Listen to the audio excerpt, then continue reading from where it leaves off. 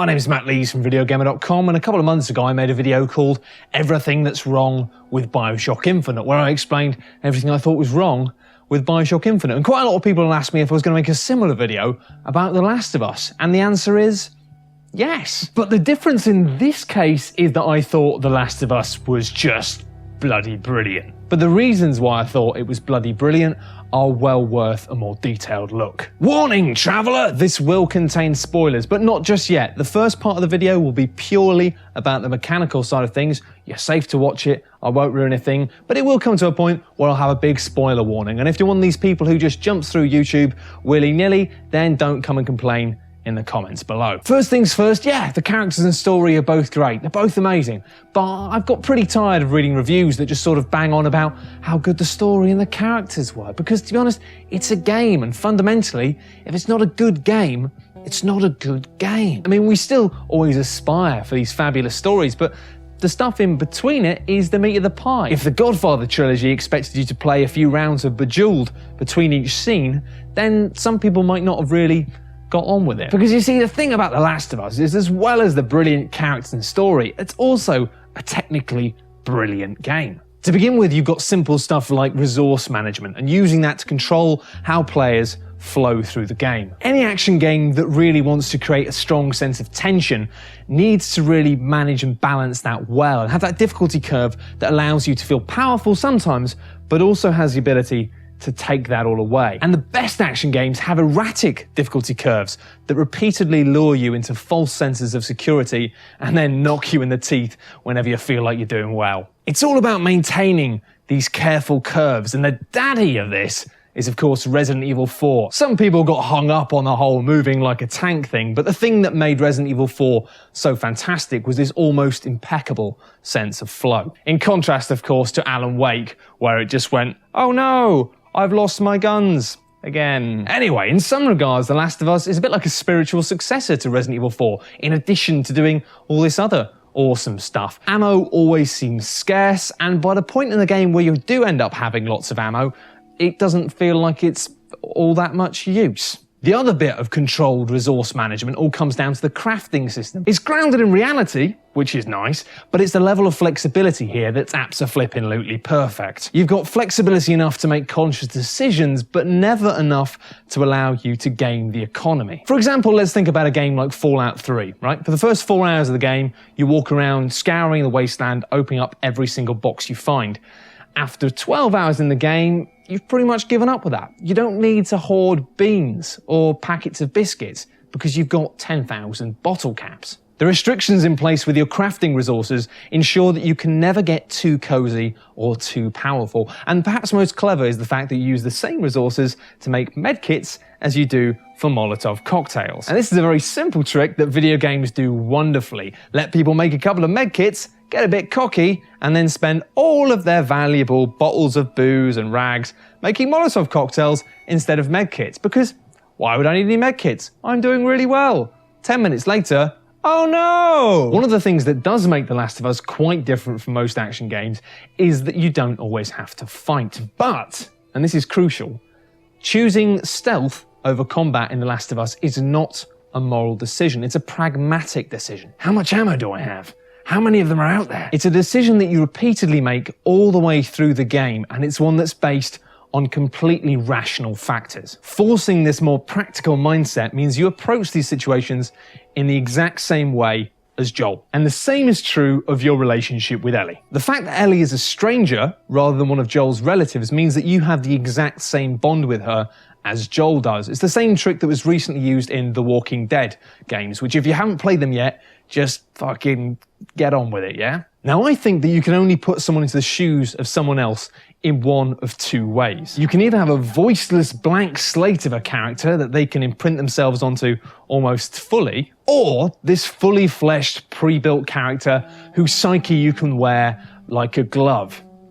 That was weird. Now, games are usually terrible at doing the latter, which is why we've had years and years of adventure prick going to save his girlfriend. And that's a shame, because when you forge that really basic but vital link, you can start to do really interesting things. You can get someone to look at the world from the perspective of somebody that they wouldn't usually agree with, or better, you can get someone to do something that they actively feel uncomfortable with, purely because it makes sense in the context of that character. Shadow of the Colossus. Shadow of the fucking Colossus.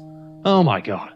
Just play it already. Now, stealth in The Last of Us is pretty brilliant, especially the ability to listen to stuff around you. There's been a recent fashion in third-person action games to have this ability that you can hold down a button and see different things. It's kind of like magic view mode that lets you see important stuff and see where people are, and I don't really like it. And I don't like it because it gives you a level of information that doesn't feel feasible at that state and at that time. This is different. Listening in The Last of Us is very clever in the fact that all it does is it shows you where people are. But it only shows you where people are if they're close enough for you to hear them, or if they're moving around or making a lot of noise. And you know what? It's the tiny, tiny details. One of the things I love most about listen mode is the fact that you only get these fuzzy shapes. You can't specifically see what weapon that person is holding. You can just get a vague idea of the sort of weapon they're holding.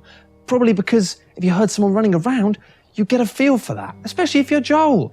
You know, this guy's a flippin' survivor. You can just tell. Talking of listening, the sound design is ace, and particularly like the fact that you can go into the menus and put the audio onto high contrast. If you've got a pair of 5.1 headphones, that makes the guns sound absolutely terrifying, giving them this really high-level crack of sound that genuinely puts you on edge whenever you hear it. It's a game where gunfire feels important. This isn't glamorous Call of Duty gun porn here.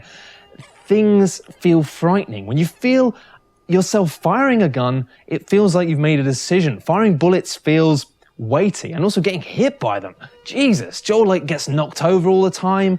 It's a game that makes bullets almost feel as frightening as they actually are. And when the fights kick off, it's really frightening. You've got dudes with guns flanking you with intent, and you've got zombie fungus dudes just charging at you, trying to bite you and do horrible things to your skull. And because of that, the fights never go to plan. It always feels improvised and messy. And mega kudos to Naughty Dog for not putting in stupid trophies that unlock for killing 10 things with this gun, because that kind of perfunctory jump through invisible hoop nonsense seems to be in every single game these days, and it means you don't really concentrate on the game. You concentrate on trying to get these little pop-up awards instead, and it's an incredibly stupid way to fundamentally damage your own game, so stop doing that. But anyway, the fights feel reactive and desperate, and you'll go in being like, I've only got 4 shotgun shells, I can't waste this, and you'll get out of a fight and you'll have nothing. And it's this frantic context that really justifies the violence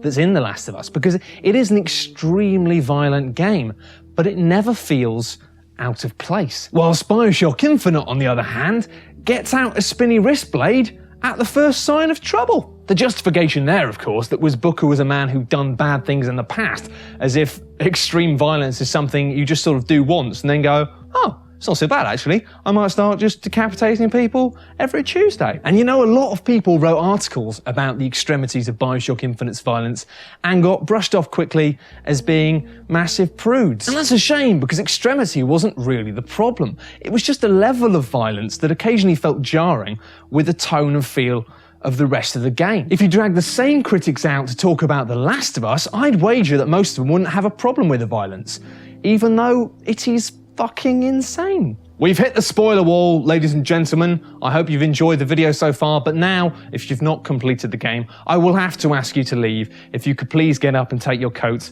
and leave. Thank you for joining us. Do come back later. Thank you. Spoilers. Okay, so let's talk about the reasons why the violence didn't feel excessive. First of all, there wasn't actually that much conflict. There was a lot of conflict, but it wasn't that much. You have these bubbles of intensity where things really kick off, but then you also have these moments where things really slow down, like the time when you go to the university and you just ride around on a horse for a bit. Very nice. You don't get the sense that you're being treated like a lab rat that needs to be allowed to shoot something in the head every 10 minutes, or else they'll get bored and go and watch TV. All action games talk about doing this, but very few actually do. I've lost count of the number of developer interviews I've sat through where people have talked about, oh, well, you know, you can't dial it up to 10 all the time, otherwise it just gets boring. And then to play a game where it's dialed up to 10 all the time, and it's gets boring. And I mean, in most games, their idea of a change in pace is 5 seconds of quiet conversation before the wall explodes. But in The Last of Us, you do have sections, like when you're in the university with the horsey horse, where you don't know when things are going to kick off next. And just like Joel, that keeps you on edge. And the infrequency of this brutality means that you never really quite shrug it off. It always feels a little bit nasty, but it always feels like something that you had to do. It was him or me. But that is a lazy excuse that loads of games use. I mean, look at recently Far Cry 3 with his frat boy Dick turned into gung-ho Rambo just because he saw a couple of people get shot. Even Lara Croft in the recent Tomb Raider didn't quite manage to make that transition seem real. I mean, it's all very well shooting someone in the face and then getting really upset about it, but if then 5 minutes later you've just killed another 30 men, it doesn't seem very realistic. Blam blam, blub blub, let's get on with the story. But the way that The Last of Us nails it is by cutting out huge chunks of time entirely. Most notably, of course, it has the best intro ever. Okay, so it grabs your balls and it makes you cry. It made me cry. But more importantly than that, it's scene setting. His daughter was murdered by the people who were there to protect them. And secondly, he has survived in this world for 20 years. If those two things have not broken him, either physically or mentally, then we know one thing for sure. That man is a fucking badass. So quite early on, when things get nasty and Joel is just smashing skulls and bashing people up, it never feels excessive or out of place. It's just what he does. It's what he's done. It's why he's still alive. It's a very smart answer to a very stupid problem. How many games have you played where there's a big disaster and then your character gets upset, but then almost immediately they've turned into Arnold Schwarzenegger? Anyway, it's not just this 20-year gap that does it. This kind of jumpy pacing is used all the way throughout the game, just cutting out bits that don't need to be there, whether it's hours or weeks. Just gone. Take it out. Modern games love to try and deal with these complex moral issues, but most of them just fluff it up after the reveal. Oh, so everyone you know and love is dead? Oh, well, that's really sad. But we still have a lot of shooting dudes to do. Interestingly, it's not ambition that makes The Last of Us special. It's the moments where they know that they can't handle something. Think about the finale of the winter stage of the game, where you've got the cannibal guys locking up Ellie in a cage, and you've got Creepy Hands Man who's all over her, and eventually her killing him dead with a machete in the head. It is intense, and it handles it very well. What happens next? 3 weeks later. You know what? It's heavy stuff. And the moments in video games where the characters turn to each other and go, "Hey, are you okay? Do you want to talk about it?" And they go, "No, I'm fine. Let's go and kill more dudes." They're crap. They're always crap. But The Last of Us knows that. So it just goes, let's just skip this out, do some whole writing between the lines stuff. Brilliant. People talk shit about games borrowing from TV and Hollywood, but in this regard, they've taken some of the best bits. They've taken the idea that you don't need to make things constantly explicit. You can just give someone the rough outlines and they'll be able to work it out for themselves. At the start of spring, just the way that Ellie and Joel are talking to each other tells you everything you need to know about how that's been resolved. So why bother having the whole scene where they talk about it and get their feelings out? It's gonna be shit. As I talked about earlier, it's having that shared knowledge with the characters that helps you really relate to them and feel like you're in sync with them. But you don't need to see everything to have that shared knowledge. And actually, the one moment in the game where it takes that shared knowledge away from you is probably the most powerful moment. That deer bit.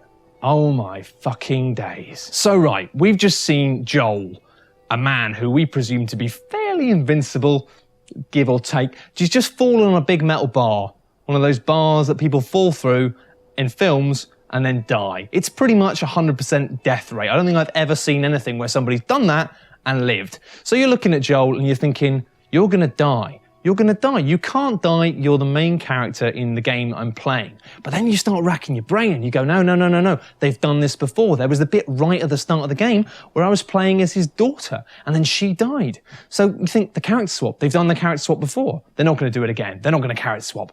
And then winter starts. You're playing as Ellie. Oh my God, they've done the character swap. But that is not even where it starts.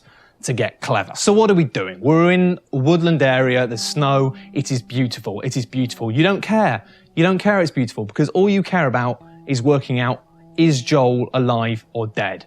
But no, you can't. You've got to hunt a deer. Hunting a deer? Are you serious?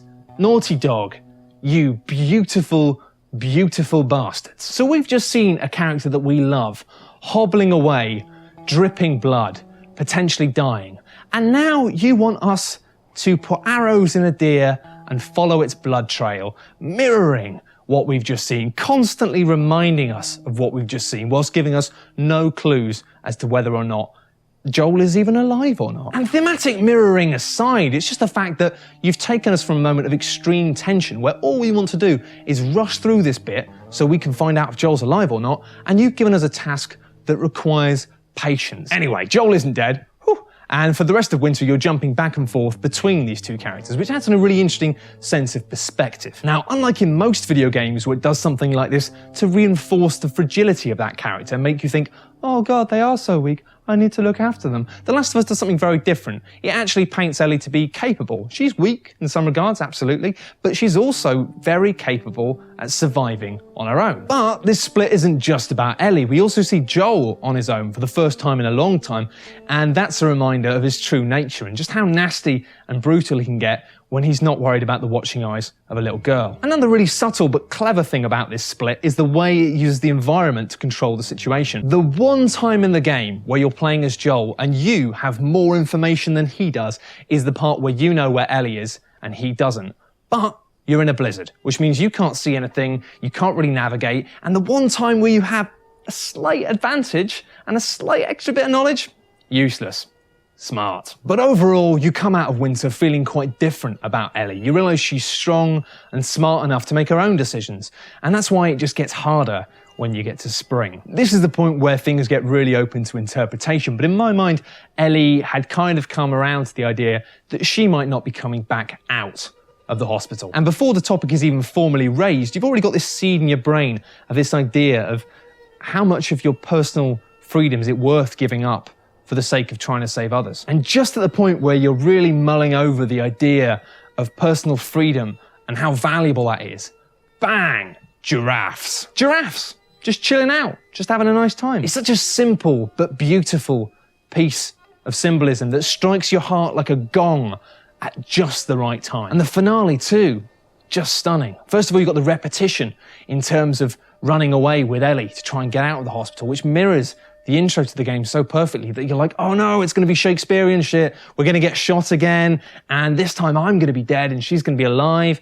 But no, the ending is actually kind of less explosive than that, but more interesting. And you realize in retrospect that if either character had died, it would have been a bit of a heart-tug cop-out. Now, my personal thoughts on the whole story is that Joel has been to the very edge. When his daughter died, he was broken, and he went through many years of trying to survive in the wilderness, doing anything he could before he started to gradually work out how he could survive, both kind of physically and emotionally. And at the start of the game, when you first meet Ellie, it feels like he wants to remain distant from her just because he feels like it's trouble. But as you learn more about Joel, and as you see him gradually opening up to Ellie and gradually forming an attachment with her, you realize that that was what he was afraid of. Maybe the only thing he was afraid of. Because he's not afraid that she'll die in his care. He's afraid that he'll get attached to her enough that her dying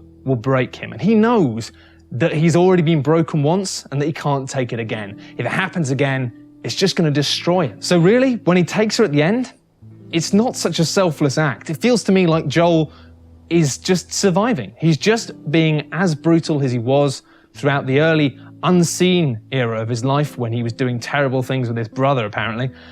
He's just carrying that on. He knows that he needs to keep her alive to keep himself alive, to keep his own psychology sane. So it's kind of nasty in a way. It's become more about him needing her than her needing him. Conversely, on the other way, at the end of the game, she asks him whether or not he's lied to her, and he says no. And she knows that Joel's lying, but she decides that that's okay, because she'd only really decided to give her life for the sake of humanity because she'd given up on her bigger hope of finding someone who would look after her and stay with her without abandoning her. And it feels like Joel's rebellion has sort of given her hope. But the thing is, that's just my perspective of the story. And I think the thing that makes The Last of Us wonderful is that the majority of the story that matters happens in your head. Playing a linear game as a specific person forces you to look at the world from their perspective. But having a setting as grounded and familiar as this naturally sees us imprinting our own thoughts and experiences onto the characters as well. Now, I'm cruising towards dangerous levels of pretension, so I'm going to have to put the safety helmet on. Now, I think this is the way that video games can actually be culturally relevant. They can put us in situations where we have to empathize with other people so we can learn to see the world from other perspectives. Because every time you look at things from a different perspective, you're altering your perceptions of the world, giving yourself a much more well-rounded view of society. And I can take the helmet off to also point out the fact that The Last of Us has some of the best female characters in any game ever. And I don't need a pretension helmet to say that, because it's not pretentious, it's just fucking rad. But all of this stuff about emotions and narrative wouldn't mean a sausage without a great game, and that's where Naughty Dog deserve buckets of love. It's tiny details like art direction and fantastic use of sound that create a world for us to feel immersed in, but one aspect of immersion that often gets forgotten is the feeling of being inside that character. And The Last of Us is a technical masterpiece when it comes to maintaining that shared perspective. Conversations happening out of earshot, you can't hear. They're muffled by walls. If there's sections where there's a moment where you can have a conversation with a character,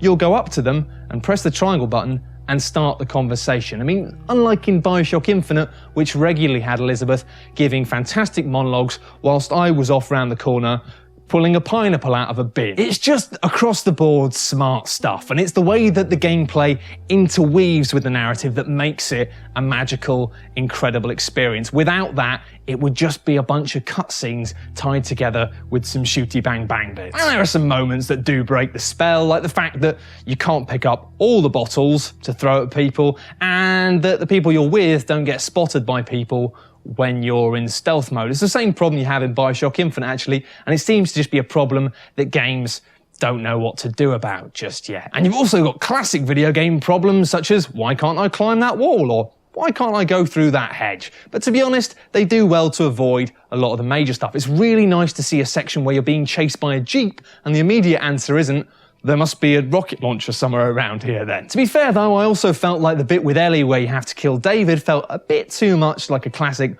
boss fight, and Joel deciding to pick up the flamethrower didn't make much sense to me. He's a guy who's been surviving for a long time, and picking up a flamethrower, which somebody appeared to have just made themselves, feels like a fairly suicidal move. But when the biggest complaint you have about a video game is that it occasionally feels too much like a video game, you know you should probably just shut the fuck up. Bye!